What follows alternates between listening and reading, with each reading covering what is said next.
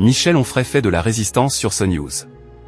Michel Onfray est de retour ce samedi 2 août 2025 pour un best-of de son émission Face à Michel Onfray. Cependant, la semaine passée, ce dernier a été contraint d'écourter une partie de sa tranche horaire. Michel Onfray, comme chaque semaine, a droit à sa tribune sur l'antenne de CNews, tout comme Mathieu Bock-Côté et Philippe de Villiers. Seulement, quelques semaines après son départ, l'émission continue sous forme de best-of pendant toute la période estivale. Ce samedi 2 août 2025, sur la chaîne Info, une nouvelle compilation des prises de position de l'essayiste est diffusée à la mi-journée. La semaine passée, Michel Onfray a été victime d'une programmation spéciale. Face à Michel Onfray, le polémiste restreint sur CNews. L'émission a été quelque peu écourtée puisque la chaîne d'information du groupe Canal+ a diffusé une édition spéciale des Enquêtes d'Esprit pour célébrer la grande messe du Grand Pardon de Sainte-Anne depuis l'église de Sainte-Anne-d'Auray. Alors que cette retransmission a supprimé l'édition de Bonjour Docteur Milo et de Les Belles Figures de l'Histoire, elle a également eu un impact sur ce best-of, qui a commencé à 13h13.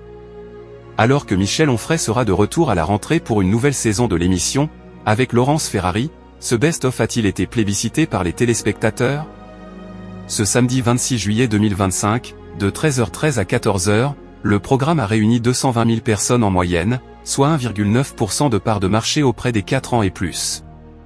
On est loin des scores des inédits diffusés tout au long de la saison. Face à Michel Onfray, stratégie gagnante pour CNews.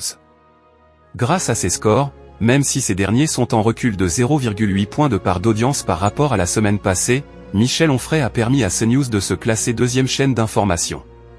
Face à la concurrence, la stratégie a porté ses fruits, ce qui n'est pas le cas pour le Face à Bock-Côté, puisque la chaîne du groupe Canal+ a résisté à l'offensive de LCI à la même heure.